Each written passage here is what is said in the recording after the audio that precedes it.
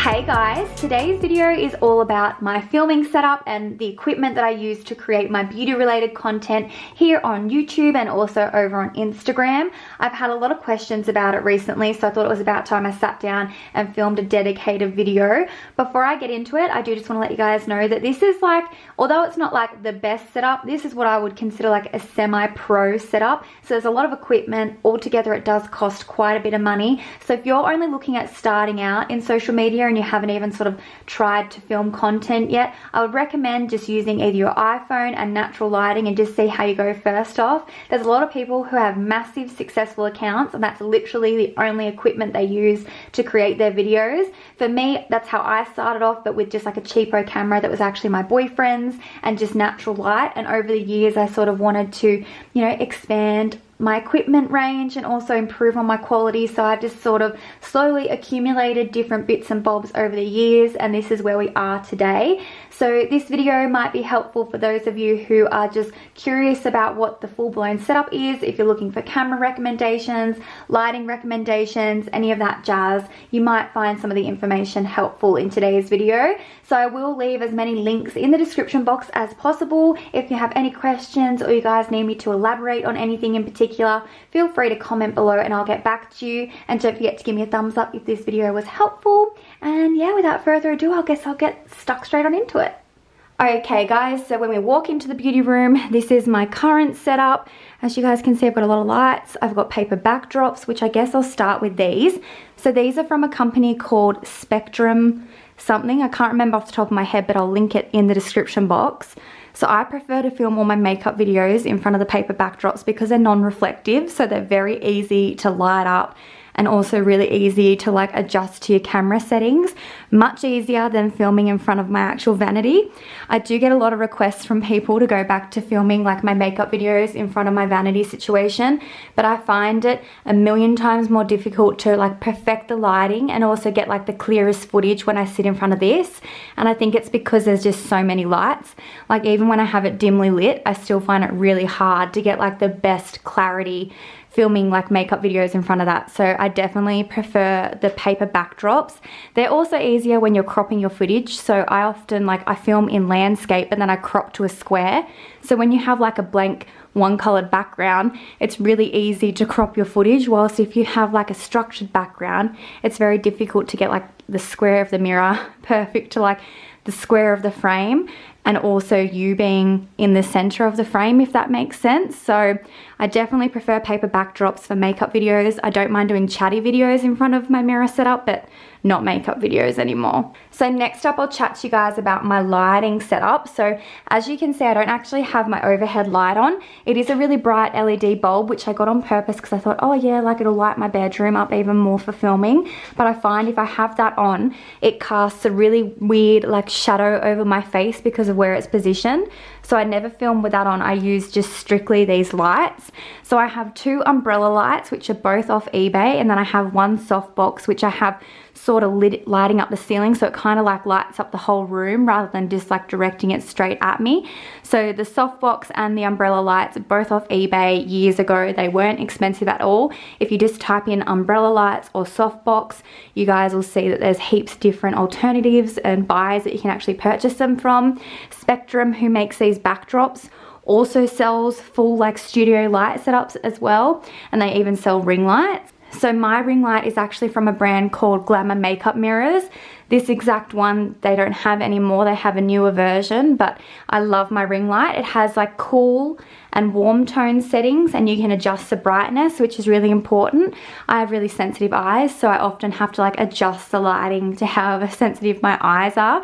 And I also try and film when it's not like crazy sunny through my windows. So this bedroom gets like a lot of morning sun, so I typically wait until the sun moves away from my window before I start filming, so that I just have my artificial lighting to work with, because otherwise it like it's so frustrating. Even though the blinds are actually shut, the lighting still dictates a lot of how your footage and your lighting looks in your videos. It's very hard to perfect. So I guess I'll show you guys my camera next. So I have a Canon 70D, which I don't even know what way to go about filming it. I'll show you guys the settings I have it on too. So this is a Canon 70D. So this has actually been discontinued, this camera. They don't exist anymore. Canon now has the 80Ds, which have replaced this model. And I also have an 18 to 35mm lens, which you guys can't actually see. I'm trying to get the number so you guys can see. No, you can't see, but it's a 18 to 35mm lens with a 1.1.8 f-stop. So that means that it lets in heaps of light, so you can really adjust and customize your lighting really well with this lens. And you can also get a really beautiful like soft blurred background with the settings of it. It's a little bit different to like their stock lenses. So then when it comes to settings, I typically film on these settings all the time. So 1/1, I don't even like, look, I'm not going to pretend like I'm an expert. I don't really understand what any of the settings mean. I watched like YouTube videos on best video settings for 70D, and I just copied what some guy recommended, and it happened to work really well for me. So I have this first setting on 1/50. I have it on 2.5, and then I have the ISO on 100, which is the lowest. So the higher you go with the ISO, the brighter it gets, I should say. So when it comes to the white balance, I have it set to K5000, so you can change that to make your footage look more yellow, more blue, so like more warm tone or more cool tone. But I think that's pretty much it. I have the camera dial on the top set to manual, just so I can customize all those settings. And I also take photos with my camera, and I do that via this little remote, which is super handy. So it's just like a little Canon remote. So I take my photos with this little Canon remote, which I also got off eBay, and like literally in the exact same mode. I don't change anything for photos. I just don't have it in record mode, and I just have it on standby, and you press the button and it just takes photos, and then I edit them in Lightroom after the fact. And then for my microphone, I actually have this little tiny lapel microphone, so you can clip it to your shirt, but I find if I do that, you can like hear rustles, because when I move, it moves against my shirt. So I just have it sticky taped on top of this little mirror here, which this mirror is from Glamo as well. It actually does light up. I think the batteries might be dead.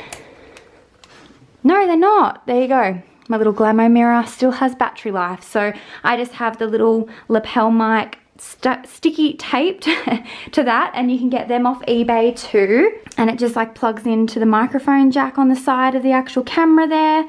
And yeah, I think that's about it for that camera anyway. And then for vlogging, I actually use a Canon G7X. So this is a little Canon here.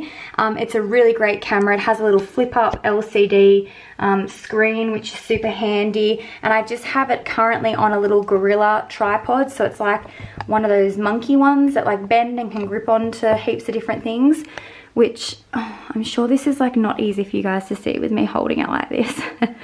And I've got no makeup on in this part of the video. For the intro and the outro, I'm gonna have makeup on.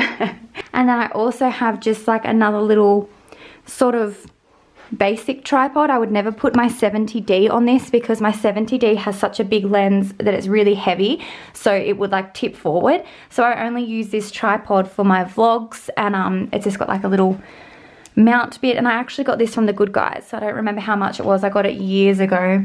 That's the name of it, but it's good for lighter cameras, but I would not use that for a camera with a really big lens. So next up, I'll show you guys my little editing setup. I just have this little computer desk sort of like out near our living room, because I used to edit in my beauty room, but it gets a little bit claustrophobic with all the equipment in there. So I like to sit out here, because Brett's usually sitting right here and I can talk to him or have the TV going and stuff. So the ambience is nicer out here for editing. But I just have a Mac desktop computer. I'll leave the specifics of the computer in the description box. I got this only this year. It's a really good computer. Mac computers are really expensive. You don't need a Mac, but they just look nicer in my opinion.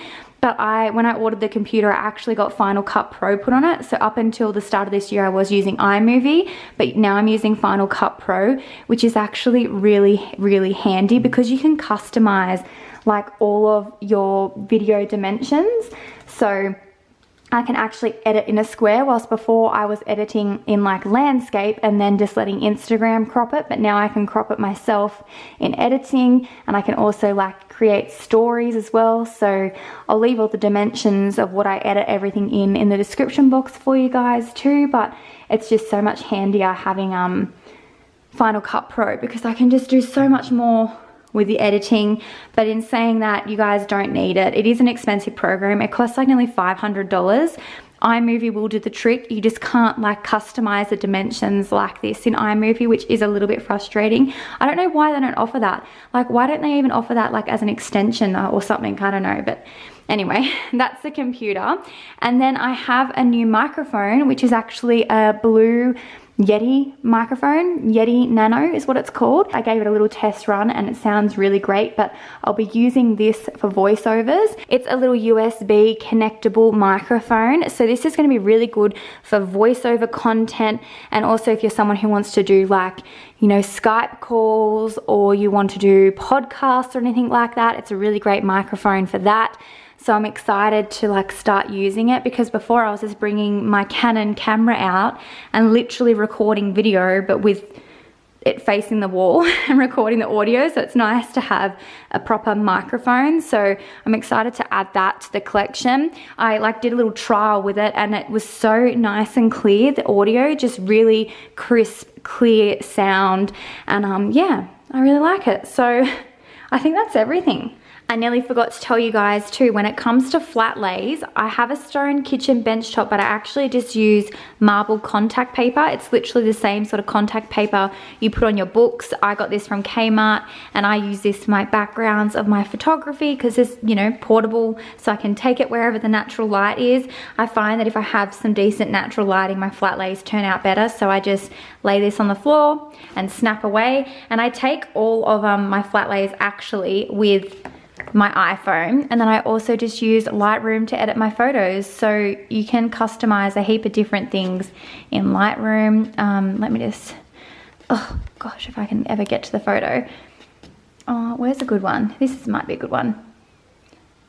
I don't know if you guys can see the before and after, but I just use Lightroom to like enhance colors, make photos brighter. So like this photo, for example.